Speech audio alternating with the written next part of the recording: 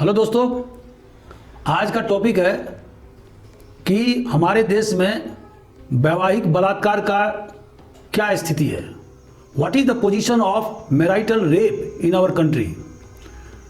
तो आज मैं इसी पर चर्चा करूंगा और चर्चा करने का कारण यह है कि मध्य प्रदेश के एक पूर्व मंत्री के खिलाफ एक महिला ने बलात्कार और अप्राकृतिक यौन संबंध के तहत में प्रकरण नौगांव थाना जिला धार में दर्ज कराया है और अब पुलिस उनके पीछे पड़ी हुई है उन्हें अरेस्ट करने के लिए।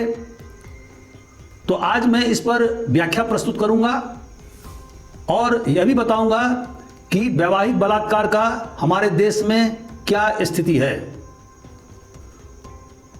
तो लेट अस डिस्कस नाउ। आखिर मैरिटल रेप या वैवाहिक बलात्कार किसको कहते हैं? तो इसकी परिभाषा यह है कि अगर पति पत्नी में यौन संबंध स्थापित होते हैं और पत्नी के सहमति से स्थापित होते हैं तो उसे वैवाहिक बलात्कार कहते हैं। और इसमें यह जरूरी नहीं है कि यौन हिंसा हो या मारपीट हो, केवल जो मुख्य चीज है वह है सहमति का आधार। अगर पत्नी ने सहमति नहीं दिया है तो यह मैरिटल रेप के कोटि में आएगा। दोस्तों, विश्व के करीब 100 से अधिक देशों में मैरिटल रेप के संबंध में कानून बनाए गए हैं, जैसे कि रूस, Poland, Sweden, USA, Netherlands, Switzerland, Austria. बहुत सारे देश हैं जहां पर कि मैरिटल रेप अर्थात वैवाहिक बलात्कार को कानून की परिधि में लाया गया है। लेकिन बहुत सारे ऐसे भी देश हैं जैसे कि हमारा देश या इराक या ईरान, जहां पर कि वैवाहिक बलात्कार को अपराध की श्रेणी में नहीं लाया गया है। दोस्तों, वैवाहिक बलात्कार को हमारे देश में अपराध की श्रेणी में क्यों नहीं लाया गया? उसका कारण यह है कि विभिन्न जजमेंट के द्वारा सुप्रीम कोर्ट ने स्पष्ट किया है कि अगर वैवाहिक बलात्कार को अपराध के दायरे में लाया जाएगा तो इससे हमारा जो पारिवारिक ढांचा है वह छिन्न भिन्न हो जाएगा, देश में अराजकता फैल हो जाएगा, महिलाएं झूठे प्रकरण दर्ज कराएंगी अपने पतियों के खिलाफ में और इससे डाइवोर्स अर्थात तलाक को बढ़ावा मिलेगा, फैमिली स्ट्रक्चर टूट जाएगा। एक अन्य कारण भी दर्शाया जाता है कि चूंकि हमारा देश एक पैट्रियार्कल सोसाइटी है, प्रतिसत्तात्मक व्यवस्था है और यहां पर यह माना जाता है कि जब भी किसी महिला ने किसी व्यक्ति के साथ में शादी किया है तो उसने यौन संबंध के लिए अपनी संस्कृति दे दिया है। तो ऐसी स्थिति में अगर वैवाहिक बलात्कार को अपराध की श्रेणी में रखा जाएगा तो उससे विवाह की जो संस्था है वो टूट जाएगी। दोस्तों, हमारे देश में वैवाहिक बलात्कार के संबंध में क्या कानून है? ऐसा नहीं है कि एकदम ही कोई कानून नहीं है, कानून है। और अगर आप धारा 375 आईपीसी को पढ़ेंगे तो उसमें आप पाएंगे कि अगर किसी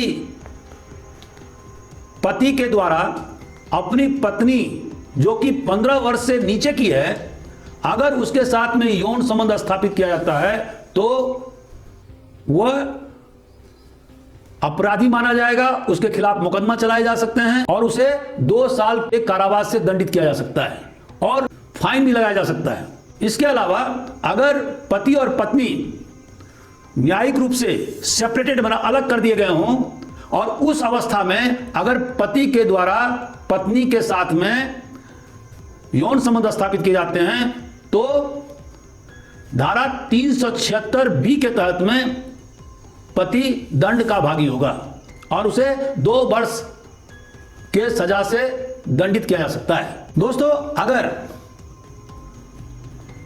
पति के द्वारा पत्नी के साथ में बलात् यौन संबंध स्थापित किए जाते हैं तो हमारे देश में डोमेस्टिक वायलेंस एक्ट 2005 बना हुआ है और उसके तहत पत्नी के द्वारा पति के खिलाफ में प्रकरण दर्ज किए जा सकते हैं। उसी तरह धारा 498 ए में जहां पर कि क्रुएल्टी और हैरेसमेंट शब्द का इस्तेमाल किया गया है तो पत्नी पति के खिलाफ धारा 498 ए के तहत में प्रकरण दर्ज करवा सकती है। और दोस्तों, अभी केरल हाईकोर्ट ने एक नया जजमेंट पास किया है जिसके तहत में मुस्लिम पर्सनल लॉ के तहत में शादी पॉक्सो के दायरे से बाहर नहीं, नाबालिग मुस्लिम पत्नी से संबंध बनाना अपराध है।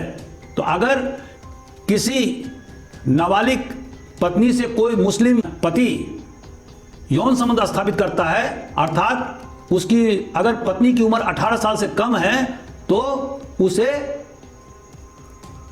पॉस्को अर्थात protection of child from sexual offences act 2012 के तहत में दंडित किया जा सकता है।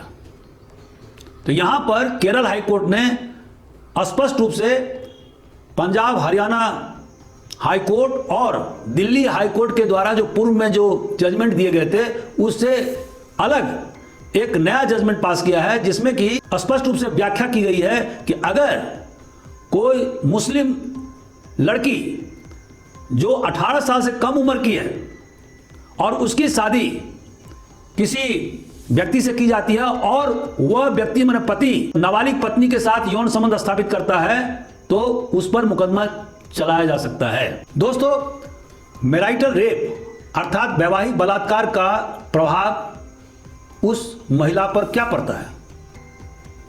नंबर 1, अगर किसी महिला के साथ किसी अपरिचित के द्वारा बलात्कार किए जाते हैं तो वो मेंटल ट्रॉमा से गुजरती है। लेकिन अगर मैरिटल रेप की शिकार होती है तो ऐसी स्थिति में वो दिन प्रतिदिन उसे ये फीलिंग होता है कि वह एक बलात्कारी पुरुष के साथ में अपना जीवन व्यतीत कर रही है, और जिसके कारण से उसे साइकोसोमेटिक डिसऑर्डर होने की संभावना रहती है। ऐसी महिला लगातार ट्रॉमा से गुजरती है और उसका कंजुगल लाइफ माने वैवाहिक जीवन छत बिछत हो जाता है। वैवाहिक संबंध टूटने के कगार पर आ जाते हैं, मुकदमाबाजी शुरू होता है और यह भी संभव है कि तलाक की नौबत आ जाए। तो वैवाहिक बलात्कार को अगर अपराध की श्रेणी में नहीं रखा गया हिंदुस्तान में, तो उसका यह प्रभाव पड़ता है कि महिला अभी भी पुरुषों के बराबर नहीं रखी गई है। और यह भारतीय संविधान में धारा 14 और धारा 15, धारा 14 में समता का अधिकार है और धारा 15 में भेदभाव के विरुद्ध अधिकार है, उसका खुल्लम खुल्ला उल्लंघन है,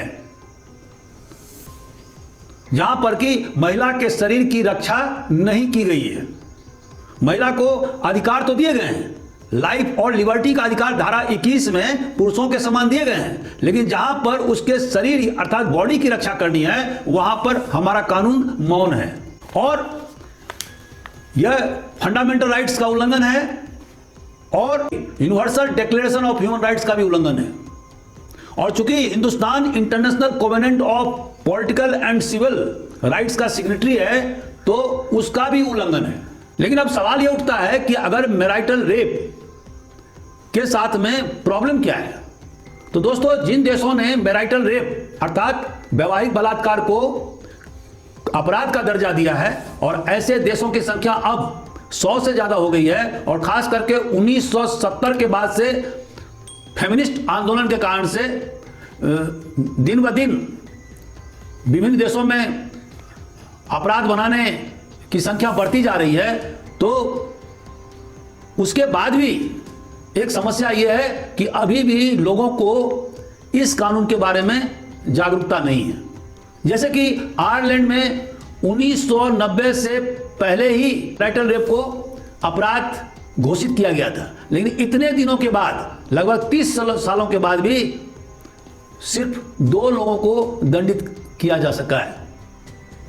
बहुत सारे सर्वे में यह बात सामने आई है कि जिन देशों में मैरिटल रेप को अपराध की श्रेणी में रखा गया है, वहां के 60 से 70% लोगों को इस कानून के बारे में कोई जानकारी नहीं है। दोस्तों, एक और समस्या है, और वह यह है कि जिन देशों में मैरिटल रेप को अपराध की श्रेणी में रखा गया है, उन देशों के ऑथोरिटीज अर्थात कोर्ट या पुलिस इस प्रकार के अपराध को मानने के लिए तैयार नहीं है, और उस पर वह मुकदमा चलाते नहीं हैं या हिचकते हैं।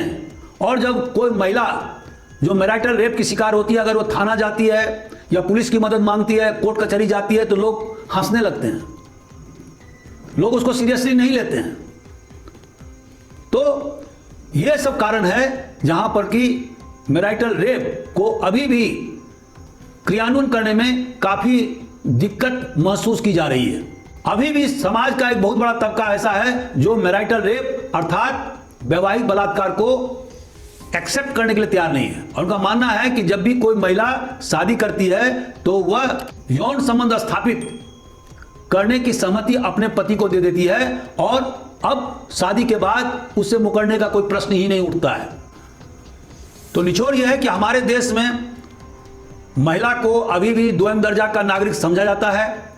हिंदू मान्यताओं के अनुसार शादी एक सैक्रामेंट है, एक पवित्र बंधन है और हिंदू रीति रिवाजों में वैवाहिक बलात्कार का कोई स्थान नहीं है। चूंकि हमारा देश एक प्रतिशतात्मक समाज है और ऐसी स्थिति में वैवाहिक बलात्कार को लोग कोई महत्व नहीं देते हैं।